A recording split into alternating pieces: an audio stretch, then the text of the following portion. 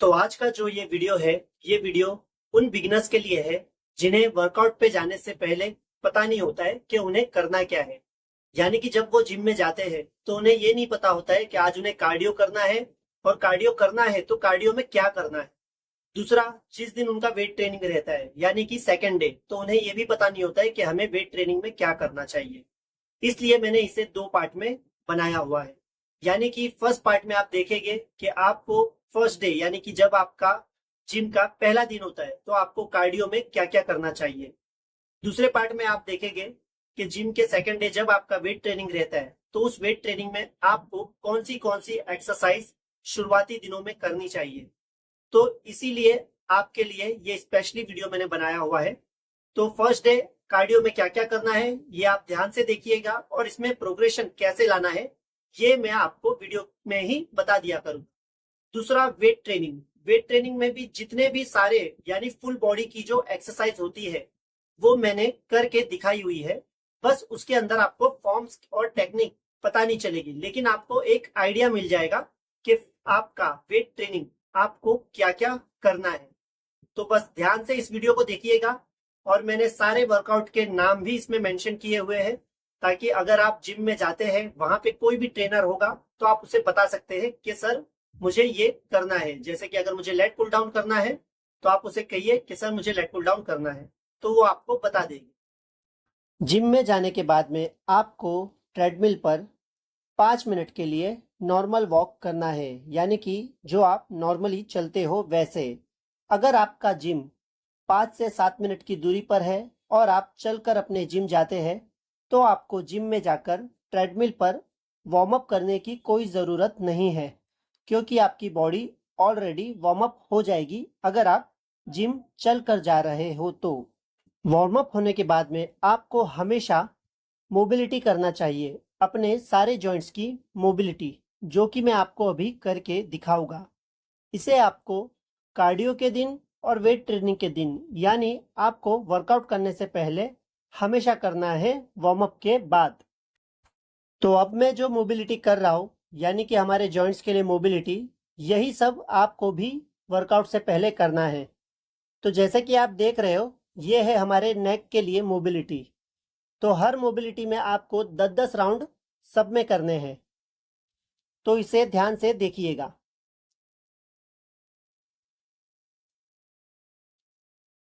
ये दोनों हमारे नेक की मोबिलिटी के लिए था।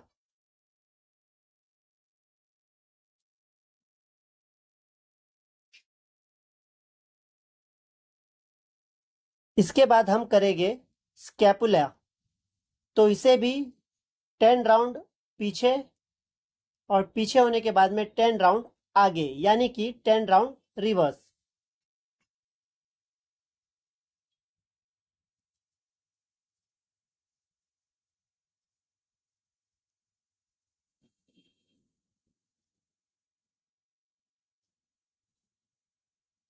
इसके 10 राउंड पूरे होने के बाद में हम करेंगे हमारे शोल्डर की मोबिलिटी। ये भी बिल्कुल उसी तरह होगी, 10 राउंड पीछे, 10 राउंड आगे, यानी कि 10 राउंड रिवर्स। दोनों शोल्डर को सिंगल सिंगल लेना है, क्योंकि जब आप दोनों शोल्डर एक साथ लोगे तो स्कैपुले नियर आ जाते हैं और हमारी मोबिलिटी बराबर से होती नहीं है शोल्डर की। ये होने के बाद में हम करेंगे रिस्ट की मोबिलिटी। इसके भी same 10 round reverse and 10 round आगे की तरफ, यानी कि नॉर्मल। ये होने के बाद में हमें करना है स्पाइन की मोबिलिटी। कुछ लोग इसे खड़े होकर करते हैं, लेकिन इसे खड़ा होकर नहीं करना चाहिए। इससे हमारा जो हिप गर्डल होता है यानी कि हमारे हिप, वो भी टर्न होती है, राउंड होती है। तो इससे ठीक तरह से स्पाइन की मोबिलिटी होती नहीं है। तो हमेशा हमें कहीं पे भी सिट करके स्पाइन की मोबिलिटी करनी चाहिए, जैसे कि मैं आपको करके दिखा रहा हूँ। इससे स्पाइन की मोबिलिटी बहुत ही अच्छी तरह होती है। तो ये भी हमें 10 टाइम करना है। ये होने के बाद में हमें हमारे हिप गर्डल की यहाँ यानी कि हमारे लेग की 10 टाइम मोबिलिटी करना है, हर एक लेग की।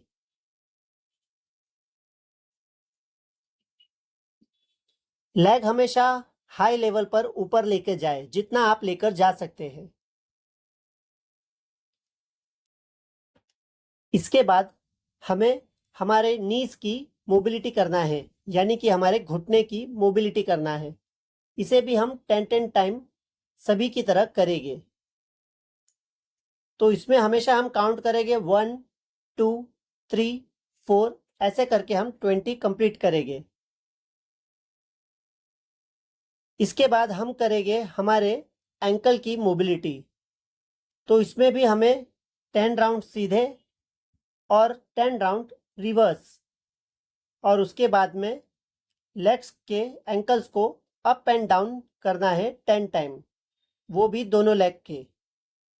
तो जैसे मैं कर रहा हूँ वैसे ही आपको भी अपने लेग्स की मोबिलिटी करना है, ताकि हमें वर्कआउट के दौरान इंजरी के चांसेस कम हो। कुछ लोग बड़ी आसानी से इसे शॉर्टकट करते हैं और फटाफट वर्कआउट करने चले जाते हैं, लेकिन हमेशा ध्यान रखिए, आपकी मोबिलिटी जितनी अच्छी होगी आपका वर्कआउट भी उतना ही अच्छा होगा।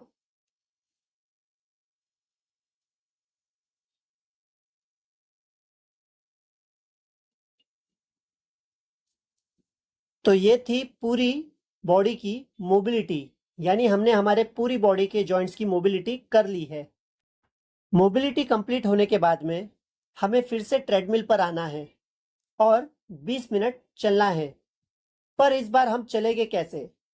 तो इस बार हमें पहले की तरह हमारी रेगुलर वॉक, यानी कि हम जब रोड पर चलते हैं उसी स्पीड में चलना है।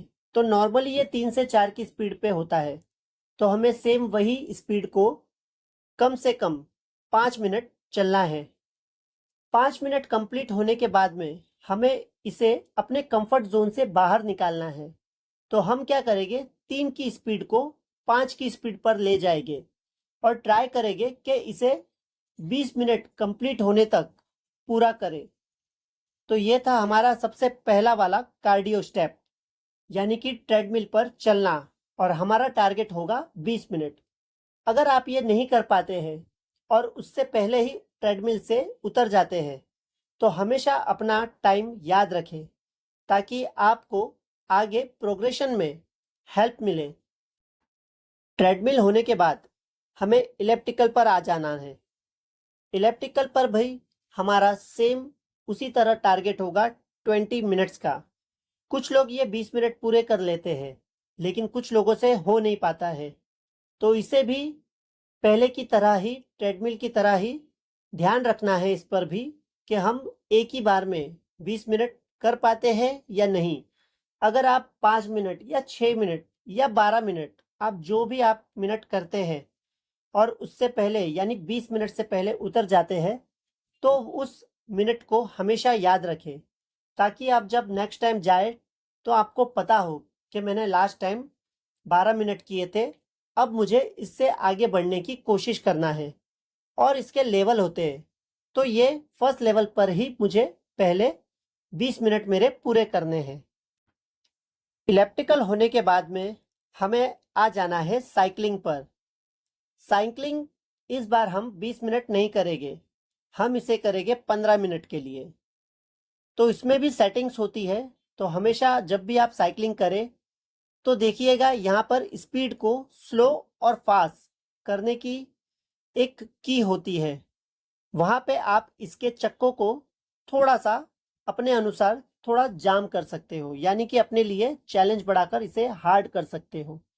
तो आपको जो भी कंफर्टेबल हो वो आप इस पर कर सकते हैं। इसे आपको 15 मिनट करना है। साइकिलिंग के बाद आपको स्टेप अप करना है। स्टेप अप के लिए आपको जिम में स्टेप अप बोर्ड मिल जाएगा। तो ये भी आपको 3 सेट करने हैं। पहला 1 मिनट, दूसरा और तीसरा 1.5 मिनट। इसमें आपका प्रोग्रेशन होना चाहिए वेट लेकर। तो इसमें आपको प्रोग्रेशन लाना है वेट लेकर, डंबल लेकर। स्टेप अप होने के बाद में हमें करना है both side lateral step up, इसे भी हम 3 सेट करेंगे, यानी कि पहला सेट 1 मिनट का, दूसरा और तीसरा सेट 1.5 मिनट का। इसमें हमारी स्पीड होनी चाहिए, तो आपको ये स्पीड अपने हिसाब से रखनी होगी, जैसे कि मैं आपको करके दिखा रहा हूं। Both side lateral step up complete होने के बाद में हमें करना है एब्स की एक्सरसाइज, जिसमें हम 2 वेरिएशन लेंगे। ये है हमारा पहला वेरिएशन। तो जैसे मैं आपको बता रहा हूं, बिल्कुल ऐसे ही आपको एब्स की वर्कआउट करनी है। ये है क्रंचेस। ये आपको 3 सेट लेने हैं 15-15 के। अगर आप 15 के अंदर लेते हैं तो ट्राई करिए कि सेकंड और थर्ड सेट में थोड़ा सा पुश करके 15 रेपिटेशन कर पाए हर सेट के।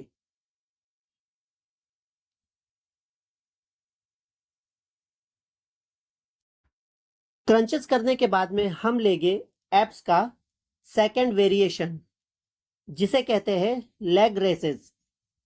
तो लेग रेस में जैसे मैं आपको करके बता रहा हूं, आपको भी बिल्कुल वैसे ही करना है, और इसके भी आपको लेने हैं 3 सेट।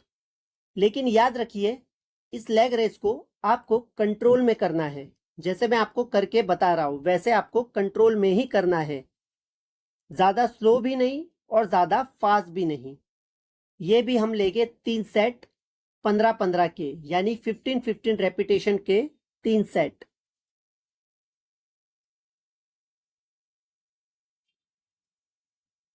ये सब करने के बाद में आज का हमारा कार्डियो पूरी तरह कंप्लीट होता है।